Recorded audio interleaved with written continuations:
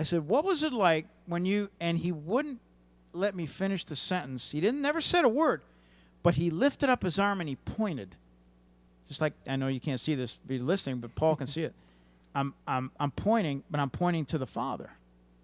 And that's what Paul did. He pointed to the Father. And I said, well, that's great, but what was it like when you, and he did it again. He wouldn't let me finish the sentence. He pointed to the Father. So were you with, this is happening while you're with Jesus? While I'm in God's presence. Okay. The Lord is there, of course, but now I'm just literally surrounded by God's presence. Okay. And I'm having this conversation with Paul, but it turned out to be quite one-sided because he never spoke a word. Right. But actually, and then I asked him the third time. I said, Paul, I know that's great, but what was it? And then he wasn't mad or anything. He really wasn't, but he stopped me even shorter, and he pointed back to the Father. And he was saying to me, and he never said a word to me, David, it's not about me. It's all about him. This is why we're here. It's what he's done. This is all about him. And that has never left me. And then I looked for my Old Testament hero was King David, right, my hero. And the same thing happened. I said, David, what was it? And it happened 3 times again. Every time I asked him, he stopped me short. He never said a word to me. He wasn't being rude. He pointed. He pointed back to the Father. And he says, it's not about me. It's all about him. And then it was kind of strange. I saw somebody there that I didn't know who he was, and the way it came across to me at that point, he was representing somebody that I would know in the future. And this is really the only part of this whole experience that really dealt with future. If those of you who could listen to this think that, I'm going to tell you some kind of futuristic events, that's really not what this is about. But this is really the only thing that really dealt with a futuristic thing in my life, that I was going to meet somebody that was going to have an impact on my life that was of the same character of Paul and David. Of course, we know Paul wasn't perfect, neither was David, but they had a love for God, and they spent their lives showing that it's not about them, it's about God. And I really believe that, and I really believe it's my pastor, that I have right now, Brother Nip, and I know he's humble as he is, he probably won't hear that.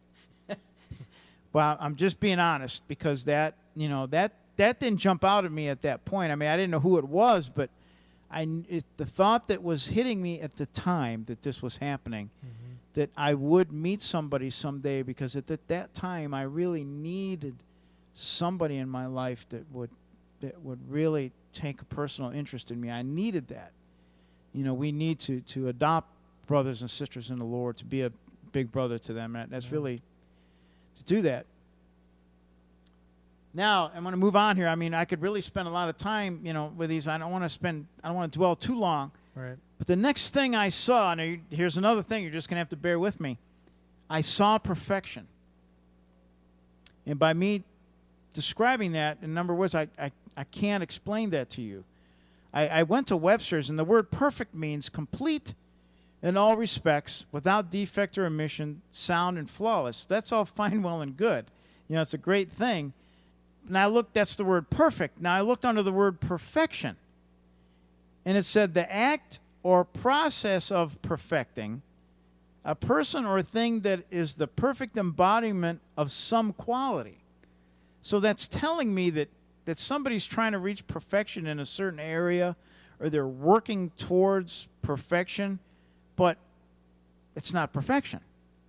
Now, I have never been able to be able to describe that word perfection, but I saw it.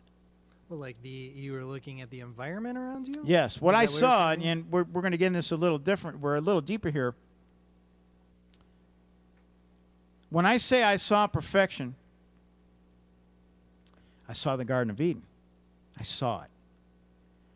I saw Adam and Eve, and I don't know what color hair they have, but I knew who it was. Right. As a matter of fact, and I want to take this time. I want to thank Norman K. Schultz for their encouragement. They're very dear friends, and it's been their encouragement encouragement to me to put this together, and you, of course, to help me with this, to put this together. But she asked me a question the other day because we were down there on vacation, and we shared this with her class.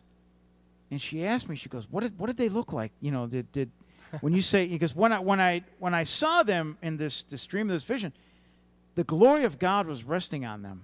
Mm-hmm. And she goes, what did they look like? You know, were they naked? Did they have fig leaves? And I said, I'm going to be real honest. What I saw, I knew was Adam and Eve, and I saw their faces, but the rest of it was blurry. That's the best way I can explain it to you. And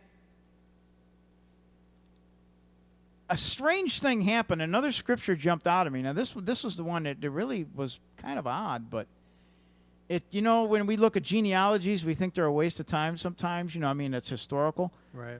But the Lord pointed me to genealogy in Luke, and the very last one, where it says in I think it's 3:38, where it says, it says, and Seth, begat this, but that one's going backwards. And the last one, it said, and Adam was the Son of God. Right. And that scripture just illuminated and just got so big. You know how that happens. Mm-hmm. And it's like, I could see that. I know most of you might not think the significance of that, but there was something so special. God was it was perfect. I saw the animals. I saw the beautiful colors. I saw all of it. It was perfect. Perfect. I don't know what else to say, than that. Right. But then I saw how they just threw it away. And I saw how the Lord, He bought it back. I saw, how Calvary, I saw the significance of it. Although we had perfection in our very midst, it was ours. Everything was perfect. And I saw how we willingly gave it up. I saw how the Lord bought it back. We have perfection back. Of course, now in this life, we have perfection, and that's His love for us. It's perfect. Everything that He does for us is perfect. Everything He does with us is Right. perfect. So you were basically looking at the garden and knowing all that's happened. It throughout happened, time. and Basically, it was lost, but yet restored. Yeah, it's So restored, but all those thoughts are going it was it was kind of bittersweet. It was great. It was sorrow there, and it's like, oh my gosh! It. Anytime I hear a preacher or somebody talk Genesis, my heart just jumps because I saw it. I saw what it looked like, and it just, I've heard that verse of scripture where the Lord just hovered over them singing, and it just, it was such a beautiful thing, and it, I'm not crying with tears of sorrow, but these are tears of joy because I know that, the Lord's still there. Right. And now I'm gonna dig a little deeper here, and these things that I'm gonna share with you now, they were literally intertwined in the whole time I was in God's presence, from beginning to the end.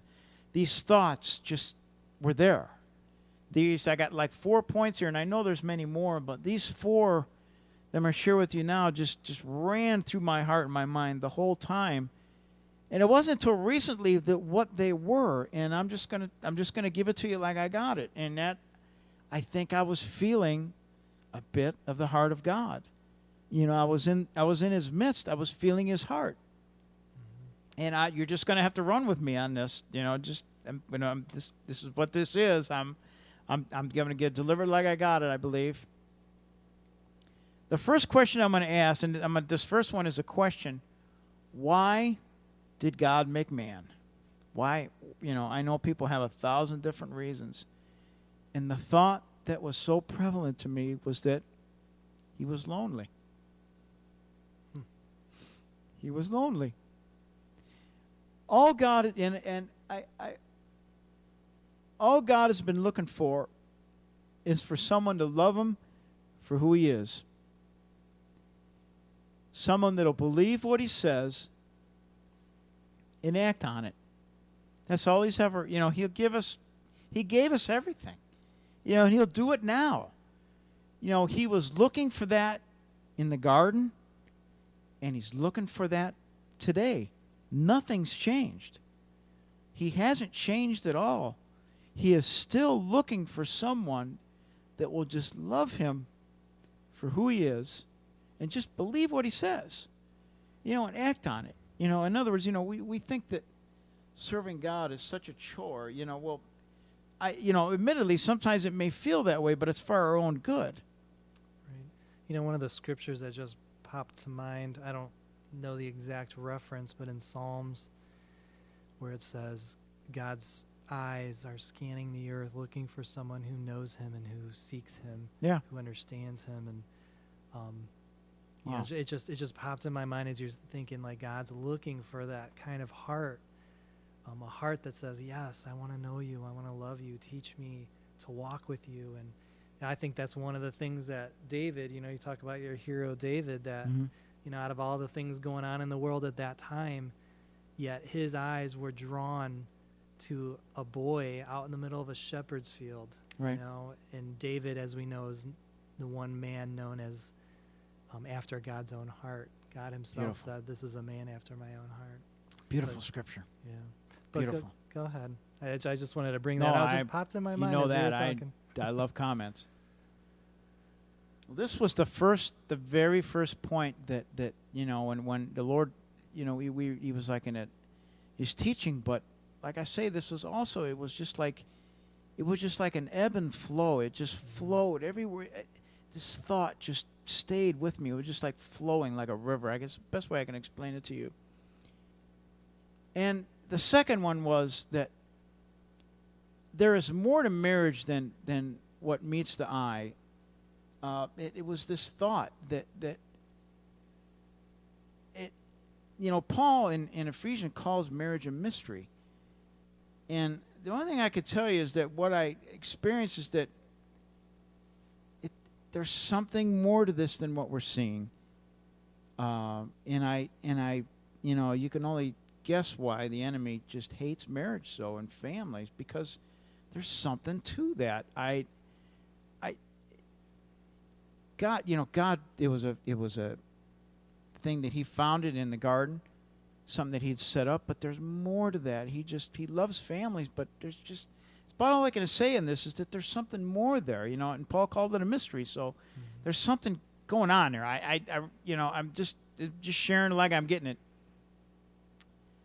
And another thing that was weaving in and out is and this one is, and I will admit, is very difficult at times. And I know situations arise, but you know, when we look at man